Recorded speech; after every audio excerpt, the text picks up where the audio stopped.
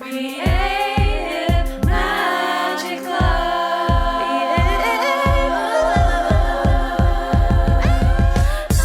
What's up? This is Sarah Mack and welcome to Creative Magic Club. Together, we'll discover inspirational stories of creative entrepreneurs living out their dreams, doing the work they are most passionate about, and building wealth in magical and fun ways. While building a six-figure income as a writer and coach, helping other women to launch their dream businesses, I've connected with so many incredible people and seen it proven again and again that you can thrive financially doing whatever it is you are passionate about. I'm here to share life-changing strategies for mindset, making money, and reaching more people with your work in a business and life filled with creativity, freedom, and fun.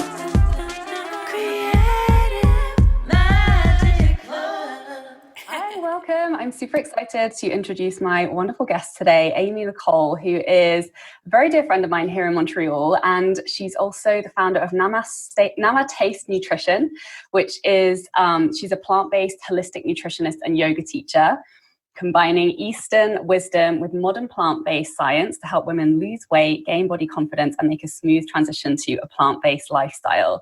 So hi, Amy. Thank you so much. Hello. So I would love to kick this off with you telling me a little bit about your story in terms of like, what was that turning point where you really stepped into sharing your gifts and talents in entrepreneurship? I would say there was a couple turning points on my journey. The first one was when I decided to go plant-based. That was 10 years ago, and it had always been something I wanted to do and never felt I had the freedom. So growing up, I would tell my mom, I want to be a vegetarian, not really understanding what that meant, but I knew I didn't want to be eating meat at a very young age. And our parents did the best they could with what they had, and it was not something that I was allowed to do because of B12 and protein and iron and all of the general worries that come along with plant-based living. So when I was 18, it dawned on me that I cook for myself now. So I think this is a good time, better than ever, to transition to plant-based. And it was a really pivotal moment in my life for a lot of reasons, but it was also a very sloppy transition. So it took me a few years. You know, I went through a little bit of weight loss, and then I went through some other physical changes, but then I became very, very sick. And I got sick to the point where I was in the hospital for 4 days, hooked up to an IV with really heavy antibiotics and an abscess on my tonsil the size of a golf ball.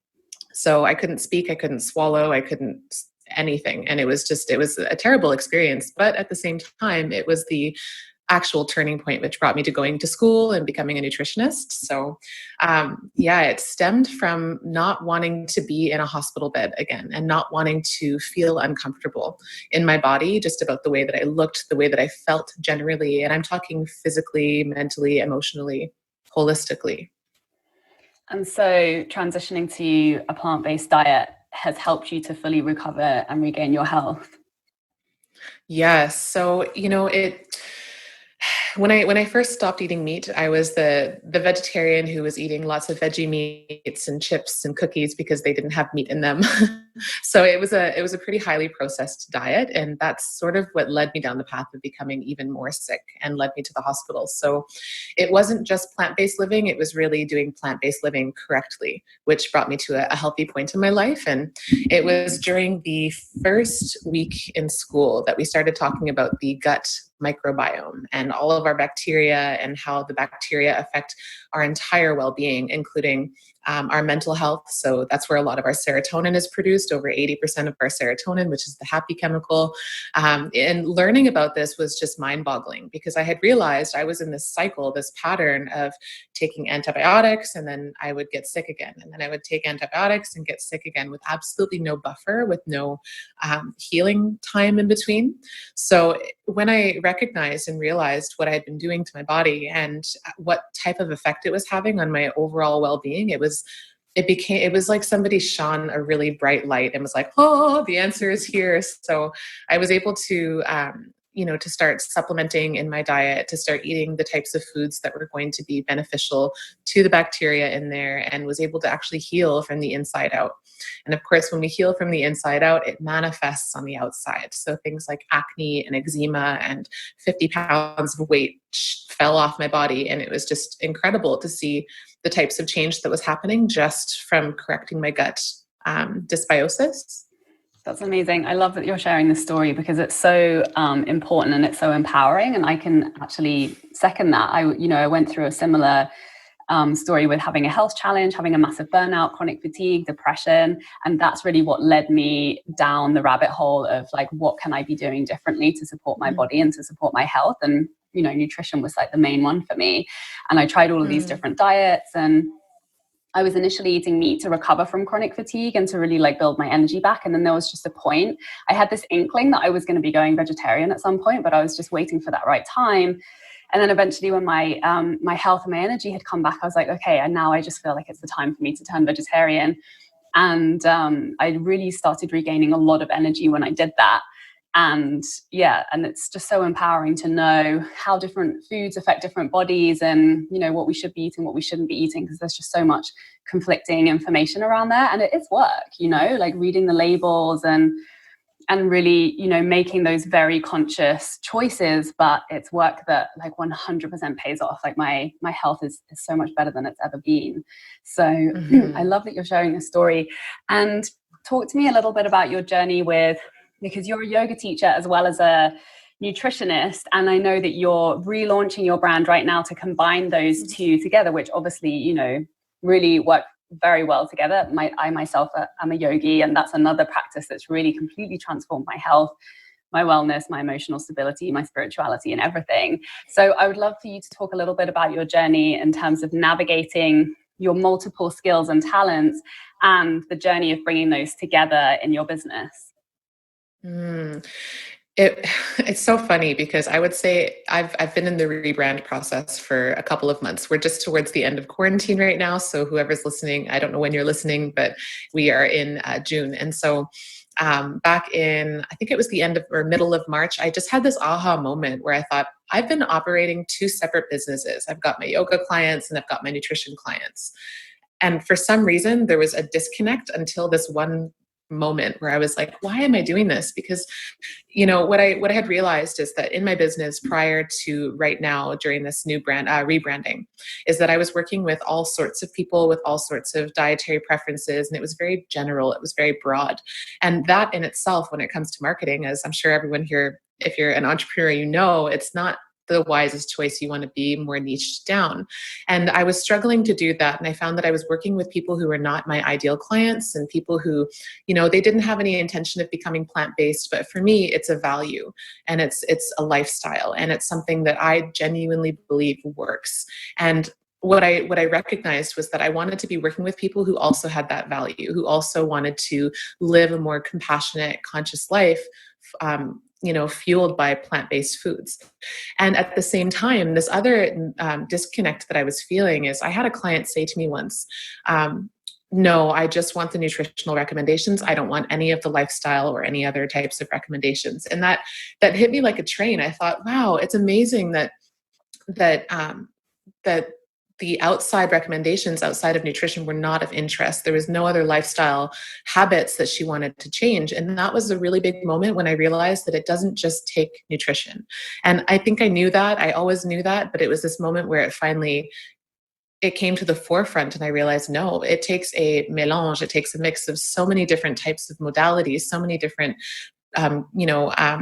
people. It's like it takes a village to raise a child. And it's the same thing as adults. We need to look at and explore different areas of our life in order to become totally balanced. So I had been practicing yoga for about the same amount of time that I went plant-based and started practicing yoga about 10 years ago. And I had always thought of them as separate things, but the truth is that the two of them together have been my saving grace.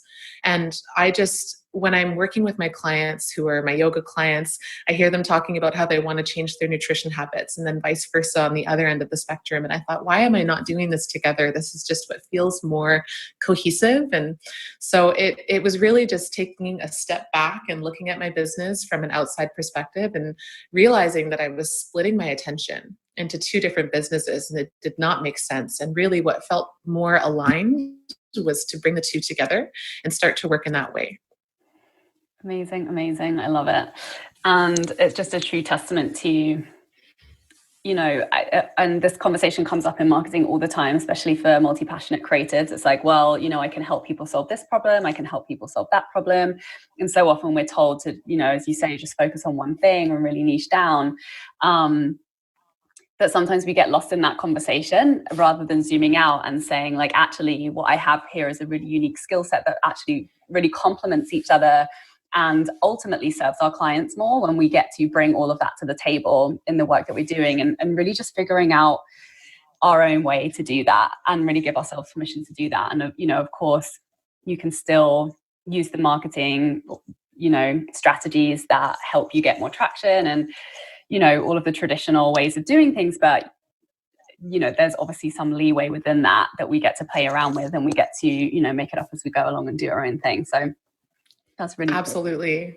And sort of infusing your own personality and your own experience. That's such an important facet that it's hard when you're in it to see it. Sometimes you really do have to, as you said, zoom out and take a look at it from a different perspective. So totally. And that's always the thing that really makes you stand out too, is bringing that uniqueness and all of those parts of you to the table. Is there's no one else out there who's exactly like you, and who's exactly, has all of the skills and experiences and the stories in particular. And so that's the most important part to focus on. So, so tell me, if you had like one message that you really wish like everybody could know that you're really passionate about sharing, what would that message be? Ooh. I think at the root of all of this, it comes down to our belief systems and our habits. And, I grew up eating a standard American diet. I grew up in North America. I grew up in a very normal household, very normal situation. And it was actually the moment that I chose to challenge where my belief systems came from. It was the moment I chose to challenge what I had always done as maybe that was the problem. So if, for everyone out there who's struggling with weight, who's struggling with any kind of health concern, whatever that might be, I encourage you to challenge your belief systems, because a lot of people will say, oh, I'm trying this new ointment for my eczema, or, I'm trying this new thing for my eczema, and it's topical, it's superficial. And, that's layered, because it really is superficial. We're looking at the skin problem rather than getting to the root of the problem.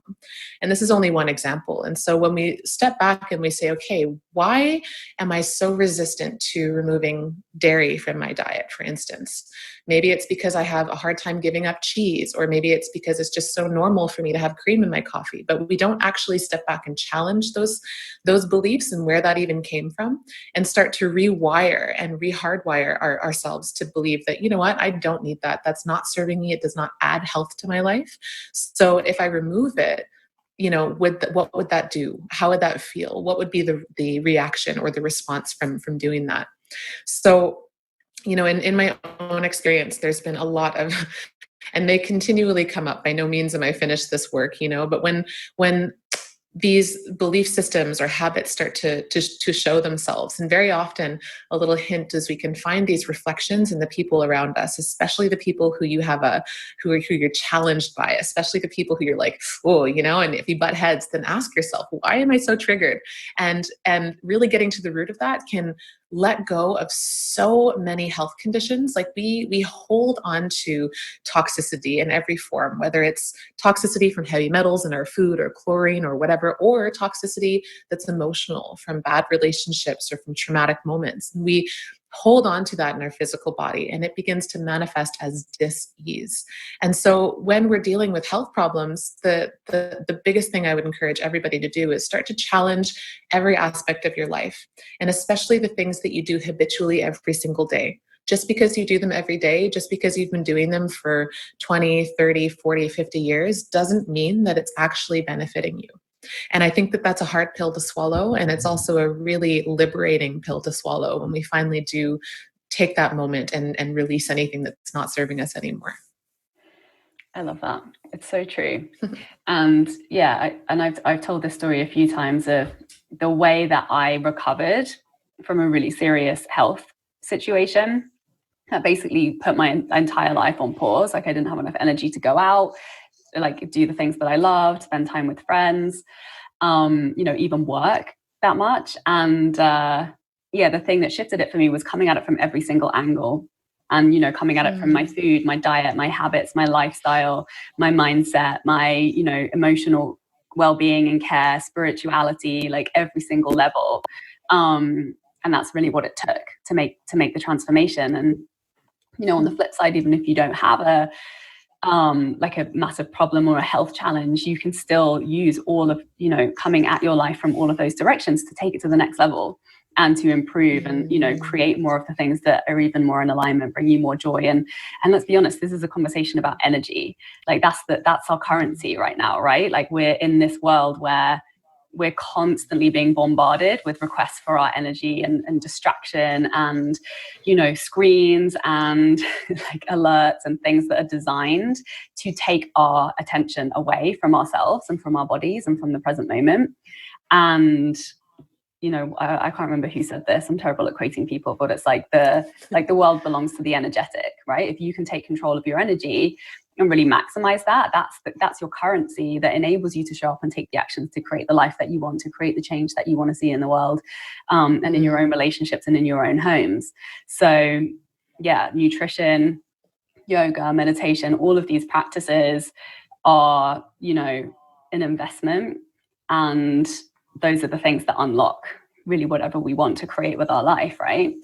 And I know I would love to talk to you about another practice that you use. I've been to one of Amy's workshops in Montreal where she did this incredible yoga nidra meditation. And this is something that I've come back to recently because it is one of those really powerful meditations that allows you to cultivate your energy and brings you this deep rest and relaxation, which, particularly now under everything that's going on, there's so much that's taking up a lot of our bandwidth that we're just trying to process at the moment with the pandemic, with, everything that's going on in the US. And yoga nidra has been the thing that I've really been getting back into. So I would love for you to just explain a little bit about like the power of this tool and your own personal journey with it. So yoga nidra, that's such a great question. I'm glad you brought this up because especially my whole philosophy is about belief systems and habits. That's everything comes down to our beliefs and our habits, and our beliefs shape our habits.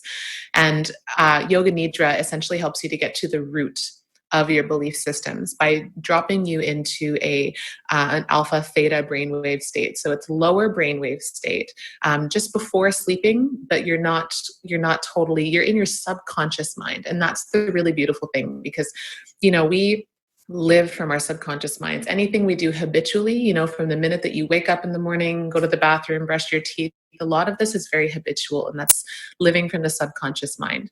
The subconscious does not have the ability to filter. This is truth, this is not truth. This is good, this is not good. The subconscious only accepts ideas.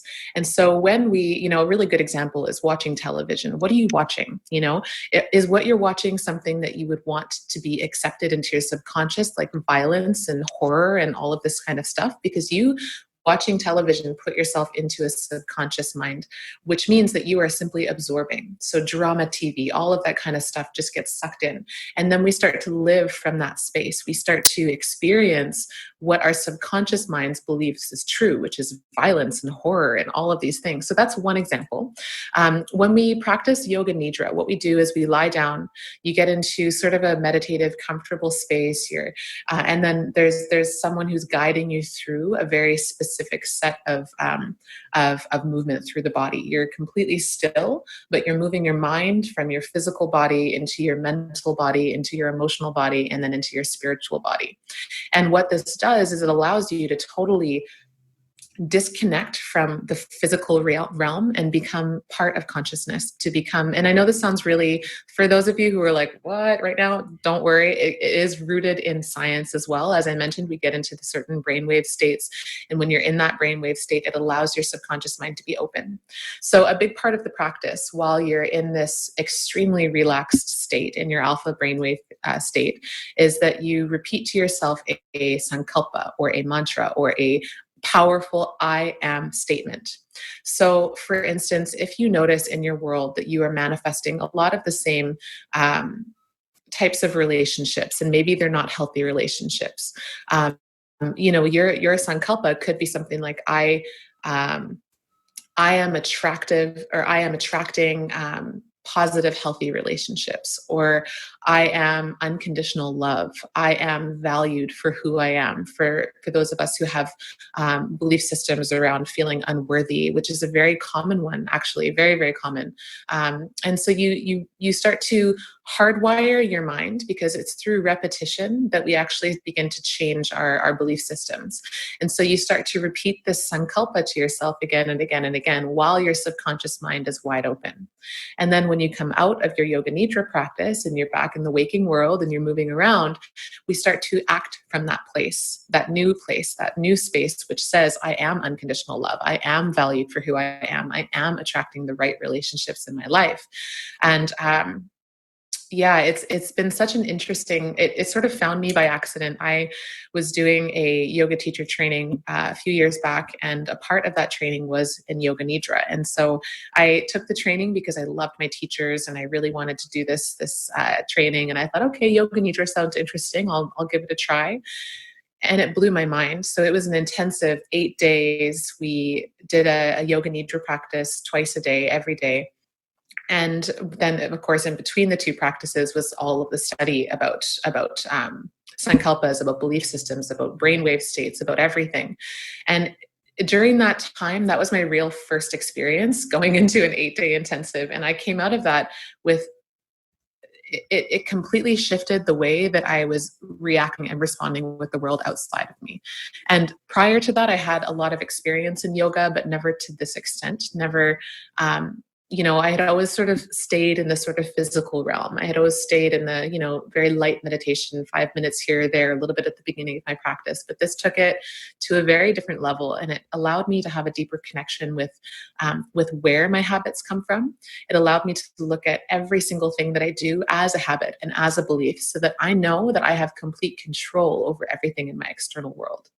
So yoga nidra, in other words, is magic. And it's, it's not for everyone. I don't think that anything is for everyone, but if you have never tried yoga nidra, I do definitely recommend trying it.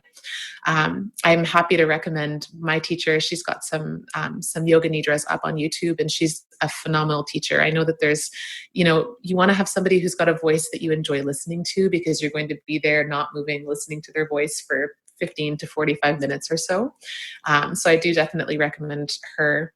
Her name is Tanis Fishman, and I think you'll put this in the notes afterwards, and you can find her on YouTube. But give it a try. And when you're going into it, go into it with an open mind, and also try to look at what's going on in your world, and anything that's not bringing you 100% joy, anything that's making you feel like, even if it comes down to an energetic thing, if I'm just really tired, fatigued, and need more energy, using a sankalpa like I am abundant energy, I am limitless energy. Those are going to be the types of sankalpas that will help you heal from the inside. Amazing. This is such a juicy conversation. Thank you so much for sharing that, Amy. And actually, while you were speaking, it reminded me the very first time I tried yoga nidra was when I was in Rishikesh in India, and I stumbled across a poster and went up, and it was like on the rooftop of somebody's house, and it was like literally lying underneath the stars with all these cozy blankets. And it was incredible. It was just so relaxing. That's so nice. We'll definitely put the link to your teacher in the notes. So thank you so much for coming and sharing all of your incredible wisdom with us today. This has been such an amazing conversation. I hope that anyone who's listening, if there was one thing that really resonated with you that, is really calling to you, or something that you think might benefit you to add to your habits, or to, make a shift in your lifestyle, please follow through on that, go and learn more from Amy. And why don't you tell people, like, if they want to work with you or find out more about what it is that you're doing, where can they find you? Sure. Yeah. Well, thank you for having me on here first and foremost. And my new website is launching at the beginning of July. So it's namatastenutrition.com. And you can also find me on Instagram and on Facebook. It's Namataste Nutrition. And feel free to drop a line, ask some questions. I do free consultations. They're usually 20 to 30-minute long consultations. You can book through my page. And then I also am opening up my group coaching program again in August of 2020. And I do open them seasonally. So every couple of months, I open enrollment. I accept a limited amount of students. And it's a 90-day crash course in plant-based living. And I do weave in a lot about belief systems, a lot about movement practices and different types of healing modalities that we can use. So if that's something that interests you, feel free to send me a message and I'm happy to give you some more information. Amazing. Thank you, Amy. Thank you. Have a good one. Yeah, you too. Bye. For more inspirational content, head over to my website withsarahmac.com and please support the show by liking, commenting, and subscribing.